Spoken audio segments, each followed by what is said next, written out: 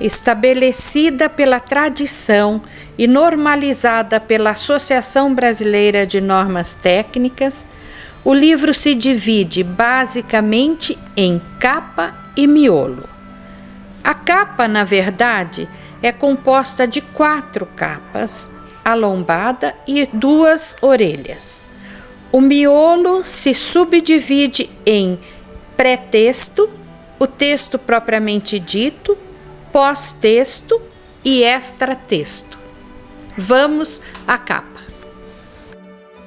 Aqui temos a primeira capa, a vitrine do livro. Caracteriza uma atração extra, o amor à primeira vista. Às vezes, antes do nome do autor, a capa já seduz o provável leitor. Ela valoriza ou desmerece o livro. A segunda e terceira capas são em branco. A orelha anterior é destinada à apresentação feita ou redigida pelo patrocinador. Essa apresentação não deve ser revisada em seu conteúdo, mas uma revisão ortográfica e gramatical se impõe. Caso se prefira colocar a apresentação no miolo, ela começará numa página ímpar, pois as páginas de mais destaque, mais importantes, são as ímpares. A orelha posterior é reservada para a biografia e foto recente do autor. As orelhas ou abas encarecem o orçamento, mas dão firmeza às folhas e as protegem. Alguns tipos de capa: plastificada, com laminações especiais, com verniz em algumas partes ou no todo, de relevo seco, junto com verniz, e hot stamping é o efeito metálico em relevo. Conforme a escolha que fizermos, encarecerá a publicação do livro. Cabe ao autor exigir da gráfica ou do editor uma amostra da capa. Daí, analisar a prova, mostrá-la ao capista para que aprove as cores da capa, lombada e contracapa.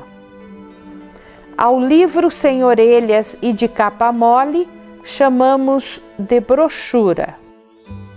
A contracapa ou quarta capa é muito importante. Diz-nos a lei do livro, no artigo 6º. Na editoração do livro é obrigatória a adoção do número internacional padronizado, bem como a ficha de catalogação para publicação. Parágrafo único. O número referido no caput deste artigo constará da quarta capa do livro impresso. Quer dizer, isto por força de lei. Durante o processo dos acordos de edição, mas antes da impressão, o autor ou o editor devem solicitar à Fundação Biblioteca Nacional o número internacional padronizado. Esse número é que vai identificar o país, a editora e o título da obra. A sigla em inglês ISBN quer dizer International Standard Book Number. É obrigatório o número internacional padronizado a partir de 5 páginas. A numeração obedece à seguinte regra. O ISBN, criado em 1967 por editores ingleses, foi oficializado pela International Standard Organization, ISO. O número internacional padronizado é formado por dígitos identificadores do país, de onde procede a obra. Um hífen. Dígitos identificadores do editor. Outro hífen. dígitos identificadores do título, outro hífen e vem o dígito de verificação. Junto com esse número, você pode solicitar o código de barras e virá a sequência 978 à frente do ISBN e com um novo cálculo para um novo dígito verificador. Caso a edição seja patrocinada pelo Ministério da Cultura, através do Fundo Nacional de Cultura, ou pelo mecenato, ou também por lei municipal de incentivo à cultura, o emblema dessas entidades deve ser colocado em lugar bem visível. Outra parte que pode compor um livro chama-se sobrecapa, que é a reprodução exata da capa ou outro visual complementar conforme a ideia do artista. Temos exemplos de sobrecapa cartonada ou apenas a réplica da capa em papel de baixa gramatura e também a sobrecapa de envelope, novidade adequada para embalar alguns cartões postais com pinturas, fotos e poemas do autor. Acessórios. Há vários acessórios para um livro: CDs, fitas cassetes, cartões postais, marcadores de página e outros que a criatividade do autor ditar. A lombada é a espinha dorsal do livro, faz com que pare de pé. A norma técnica é escrever o nome do autor, o título, de baixo para cima. E é opcional a data e o número do volume e a editora, talvez o logotipo da editora. Mas o principal é o nome do autor e o título. Miolo.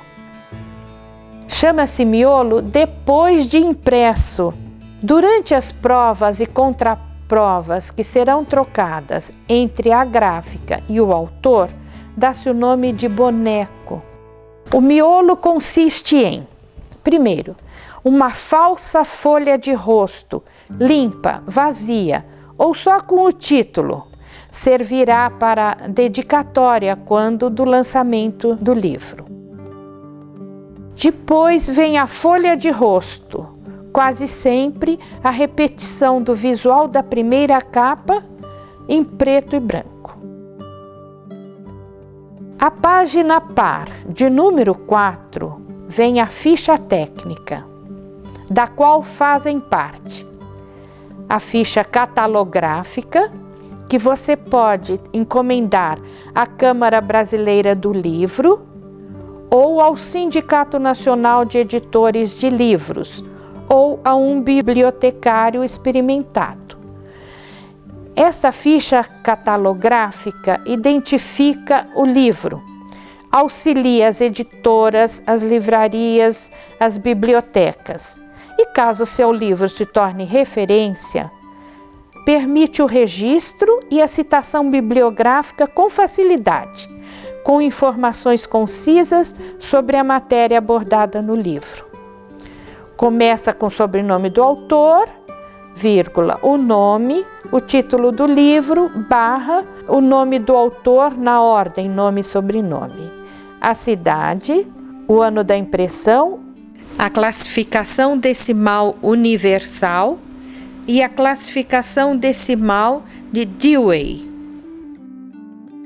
E terá também nessa página par número 4 os créditos, a quem se atribui a arte da capa, o nome do revisor e a quem pertencem os direitos autorais, morais e patrimoniais, e os emblemas dos patrocinadores, caso se resolva assim. Há autores que escolhem, selecionam uma epígrafe, é opcional, na próxima página ímpar. É uma frase ou ideia geral do livro ou do capítulo. Se for do capítulo, vai embaixo do título do capítulo. Se for geral do livro, na página 5. Se for epígrafe própria, não assine. Depois vem o sumário, ou índice analítico, com os títulos dos capítulos e subtítulos, se houverem. Conforme o teor do livro, como a Bíblia, por exemplo, usa-se o índice de dedo na parte oposta à lombada. Reserve outra página ímpar para dedicatória e agradecimentos. O espaço onde o texto do livro propriamente dito é desenvolvido chamamos mancha. Só aí começam a ficar visíveis os números das páginas. Pode-se, com ilustrações, desrespeitar o limite da mancha, principalmente em livros de literatura infantil e de arte, que estão desobrigados da rigidez das normas. A gráfica adquire e usa papel imune, isento de impostos como PIS, COFINS, PASEP.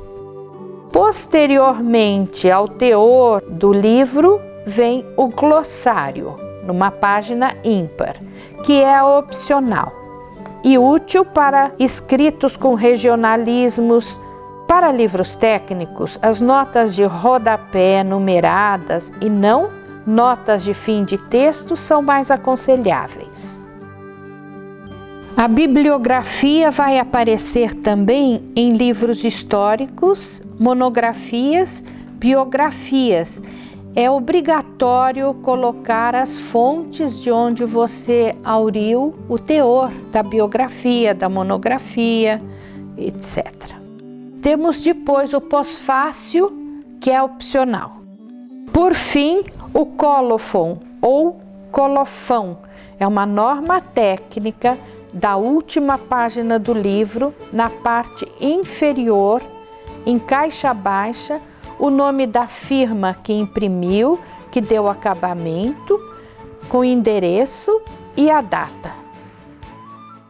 Podemos escolher entre várias formas de acabamento, tipo espiral, e-wire ou mais sofisticado, que onera consequentemente. Temos a termocostura, para os livros que logo estarão superados, como os de informática. Os livros com grampos, os magrinhos de poucas páginas. E o preferido, que nos confere maior durabilidade, é o de costura e colagem. Precisamos também escolher o tamanho do livro. Há 3 tamanhos: 15 por 21, 14 por 21 e 21 por 30. O mais econômico é o que não desperdiça o tamanho da resma, que otimiza e ocupa o espaço das folhas disponíveis na gráfica. As aparas de papel jogadas fora estarão incluídas no preço do livro. Devemos escolher também a cor do miolo do livro, a gramatura, as fontes do texto, as orelhas e da apresentação. Preto no branco é o mais aceitável. É possível fazer em 2 tons sem aumentar o orçamento. Exemplo, o cabeçalho e o rodapé mais escuros do que a mancha. Depois você vai ter que pensar na distribuição gratuita para academias e congêneres, se pretender tornar-se conhecido. Livro não dá em árvores e você gastou na confecção. Logo, não tenha receio de colocar um preço no seu produto. Temos o depósito legal depois do livro prontinho. É uma exigência por força de lei de 14 de dezembro de 2004, sancionada pelo presidente Lula, de remessa à Biblioteca Nacional de 1 ou mais exemplares de todas as publicações produzidas em território nacional por qualquer meio ou processo. O objetivo é a formação da coleção Memória Nacional.